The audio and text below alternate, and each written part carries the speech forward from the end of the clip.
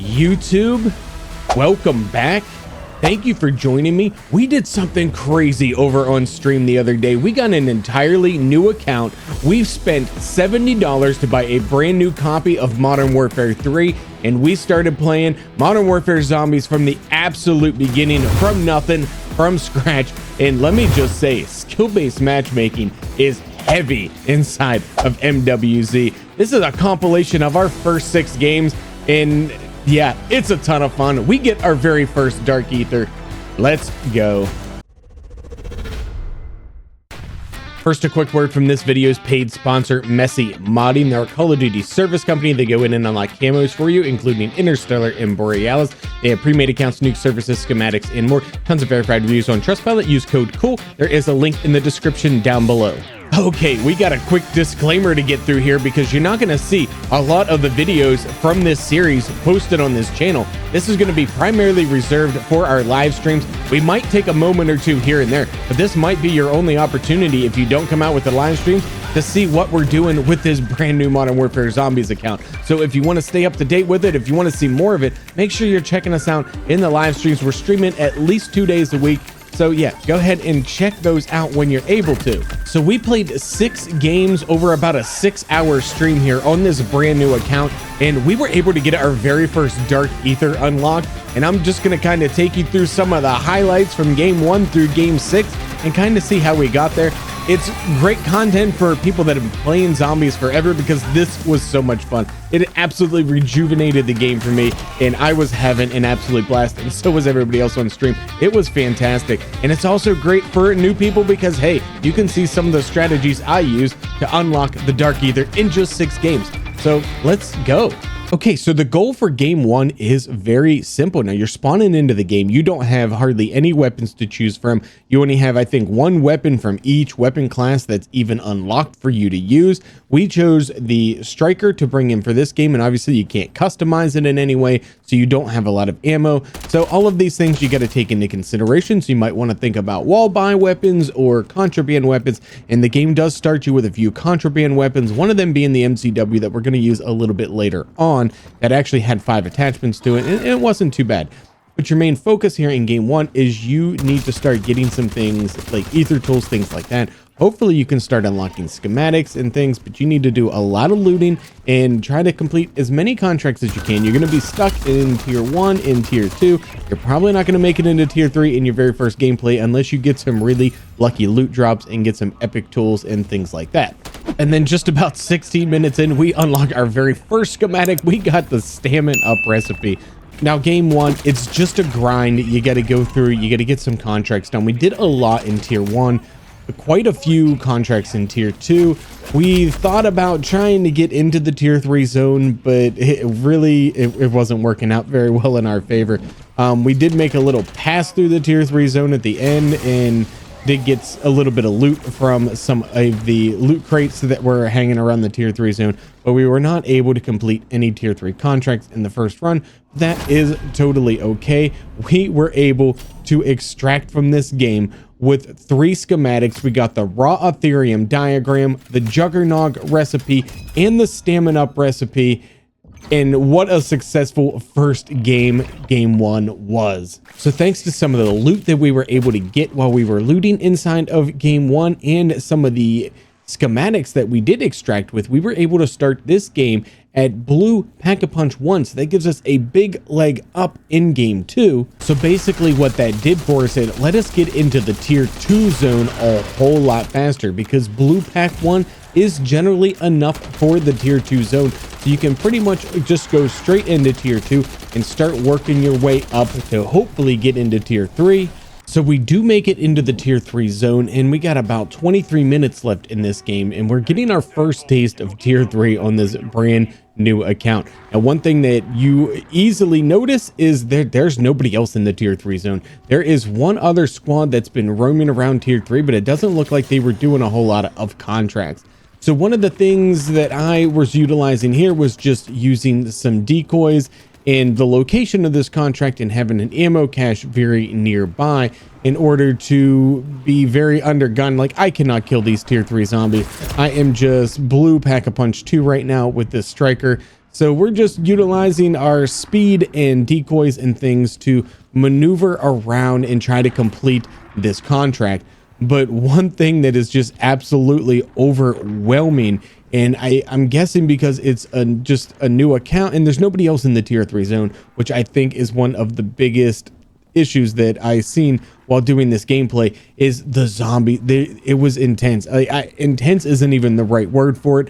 There were times where we had easily 50 to 100 zombies follow us in a horde through the tier 3 zone. It was crazy, the amount of zombies that we were seeing. I have never seen zombies like this since I've been playing this game. I don't really have a whole lot of words, because I mean, if you caught it on stream, it was great, but I mean, obviously we get knocked here so incredibly easily. The decoys, they take a lot of time sometimes in order to activate. But just, yeah, the sheer amount of zombies that were following us all the time through tier 3, not just in this particular game, but in all 6 of the games that we first played here. It was intense. Super intense. Very, very fun, but very, very intense. Yeah, I just don't see that amount of zombies in my games. And my guess is because, you know, one, I do run a silenced weapon, so that attracts less zombies. We do know that for sure. But the addition of other people in the tier 3 zone probably spreads more of them out and takes them in different directions. I mean, that's just my guess, but just look how many there are.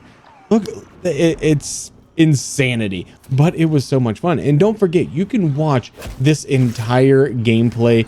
All of my streams are still up on the channel, so if you want to watch this whole entire 6-hour stream and see everything that we did inside of this gameplay, hey, go for it. You are more than welcome to. It was a lot of fun, and there's a whole lot of fun things that happen that obviously we're not showing you in this little bit of compilation. But I wanted to play this entire contract out just to show some of the early strategies that I might use in order to start at least getting a touch of some tier 3, so we can start working toward getting the better and better loot to really build up this account. And this is one of the strategies that we would use, is just using decoys and doing things like this raid weapon stash contract here. So yeah. And this is also a great time, since I don't really have anything else to talk about at the moment. If you're enjoying the content on the channel, if you like the video, please smash that like button, exercise that superpower, and supercharge this video, and not just my videos, every YouTube video that you watch and enjoy. Make sure you smash that like button and supercharge those videos. I don't know if you saw just a moment ago that little shot as we looked outside, and there's just this entire flood of zombies. I mean, look how many there are. Absolutely incredible. We're able to finish this contract, and we did get a blue ether tool, and that's actually huge for us at this stage of the game. So utilizing those strategies, and out of game 2, we were finally able to unlock our first couple of epic ether tools, which was absolutely game changing. And that brings us into game 3, where now we start to take things a whole lot more seriously, and we want to get into that tier 3 zone as quickly as we possibly can and start working toward unlocking dark ethers. Now, we actually did take advantage of one of the contraband weapons that you start the game with. It's an MCW that has 5 attachments on it, and it was a pretty decent weapon to use. We're able to start it out at epic PAP 1, and that really just sets us straight up to go immediately to tier 2 and quickly start working toward tier 3. Now, as you see, we got a random perk there because we're also working on all of the story mission contracts while we are doing everything else here inside of the game. One of the things I wanted to highlight for you is we came straight to the tier 3 zone this game, and our goal was to do one of these triangles. Now, we're just epic PAP 1. And of course, we're not going to be able to kill off the tier 3 zombies that easily, and especially the excessive amount of them that there are when you're the only one inside of the tier 3 zone. But I wanted to be able to try to get this, and we could get a legendary tool and a flawless crystal from it, and then we could really grind out inside of tier 3. And I think this is definitely something that newer players really need to take advantage of. You need to take advantage of these triangles, because if there's nobody else in your games, a lot of you are telling me in the comments, there's nobody in my tier 3 zone. There, you know, maybe there's one person, or there's hardly ever anybody in there. Well, one thing that you can do then is go in and get these triangles. And yes, I am highly undergunned here, trying to get this. I am not able to kill these zombies very easily, but one thing I can do is I can utilize the decoys to my advantage, and I can get them all grouped up, and I can shoot them as much as I can and hopefully kill as many of them as possible. Also utilize my thermites to kill a few of them. But then one thing that we did that we didn't think about doing, we actually did it accidentally in order to beat this contract, is we set off the car alarm and ended up accidentally exploding the car, which ended up killing enough of the zombies in order for us to complete this contract. You can hear probably in the background, it's a little light, but the car alarm is going off right now as we speak, and all of the zombies are all huddled around it. So take advantage of that. If you think about it, you see all the souls fly up to the top, and we're able to complete this contract and get ourselves a legendary ether tool and flawless crystal. But even if you just take your time with the decoys, thermites, but if you got a car nearby, take advantage of your environment. I did it on accident. I didn't think about it in stream, but it's just something that now you can think about using if you have something like that available. Now, I will say this is probably the best $70 I've ever spent. It completely rejuvenated this game for me, and this was so much fun. The only downside is you don't have any weapons leveled up, and that is actually a royal pain when you're used to having all of the weapons leveled and all of the attachments. But we were able to extract with the refined Ethereum diagram and this gameplay and a couple of more epic ether tools. So yeah, things are really moving forward. In game 4 is where we really start to focus on getting our very first dark ether unlocked, and we played through the game. We did another one of the triangles. We're able to get our gun to legendary Pack-a-Punch 3, got some extra self revives, looted up and played the game, and then we had activated the story mission prior to going in. I think is it the counter measure? I don't want to say which one it was because I don't remember, but the very first story mission that you could do that unlocks the first dark ether rift, we activated that and we went in and we fought this worm. It's a pretty underwhelming weapon in this MCW, but it's really kind of all we had, but it did get the job done.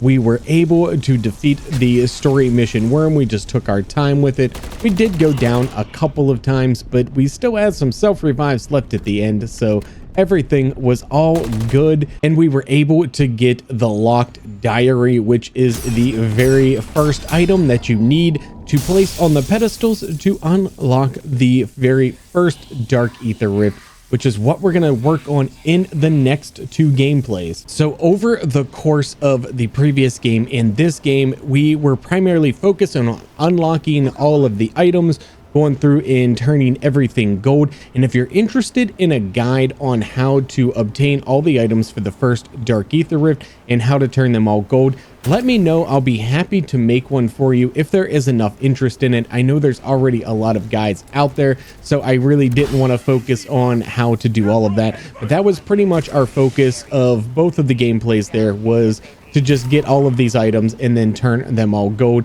We had a little bit of an issue finding some dead wire in order to get one of the items there, the surveillance cameras, so that was kind of difficult. But we get the items placed on the pedestals and in spawns this beautiful dark ether rift. I already threw my jug suit down here because we already know we're about to get overwhelmed here with a mega abomination and a whole bunch of zombies that just come flooding outside of this rift. Something else we were able to do in this gameplay, check out this rucksack here. We have 3 legendary tools, 3 flawless crystals. We were able to do all 3 of the triangles inside of the tier 3 zone because there was nobody else in there. So we just went ahead and we did them all. We took advantage of it while we can because we know the skill-based matchmaking is going to kick in at some point.